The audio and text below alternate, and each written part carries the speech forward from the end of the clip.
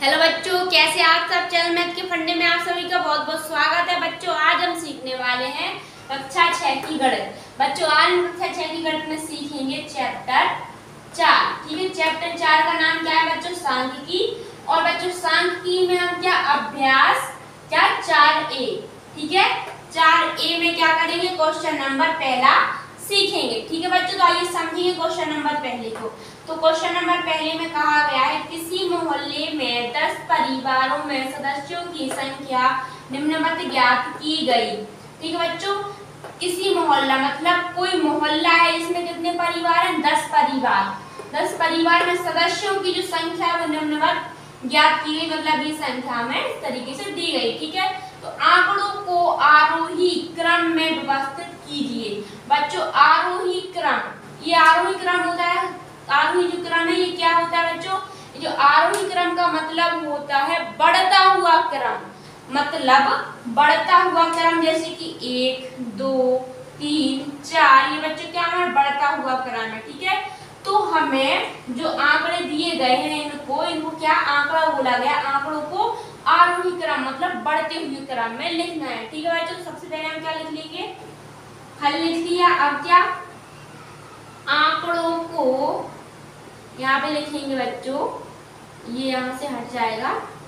आंकड़ों को आरोही क्रम में लिखने पर इस तरीके से लिख लेंगे। ठीक है बच्चों, आरोही क्रम में लिखने पर। अब बच्चों आरोही क्रम में कैसे लिखेंगे? जैसे कि मैंने बताया आरोही क्रम का मतलब होता है बढ़ता हुआ क्रम।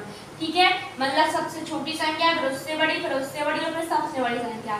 जैसे कि इन आंकड़ों में से हमें आरोही क्रम में लिखना है। ठीक है बच्चों, सबसे पहले छोटी संख्या देखेंगे। सबसे छोटी संख्या कौन सी? सबसे पहले 2 है, तो हम सबसे पहले 2 को लिख लेंगे। ठीक है, फिर 2 के बाद संख्या कौन सी है? 3, मतलब 2 से बड़ी कौन सी संख्या है? 3। ठीक है, फिर इसमें 2 बार 3 है तो ये भी 3 लिख लेंगे साथ में। फिर 3 से बड़ी कौन सी संख्या है? 4।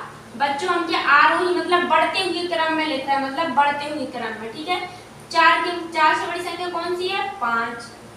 5 से बड़ी संख्या कौन सी है हमारी? 6। बच्चों 2 बार 6, एक बार ये और एक बार ये। ठीक है, तो हम 6 को भी 2 बार लिखेंगे। फिर 6 से बड़ी संख्या कौन सी है हमारी? 7। ठीक है, तो 7 से बड़ी संख्या कौन सी है हमारी? 8। 8 से बड़ी संख्या है कोई इसमें? 9।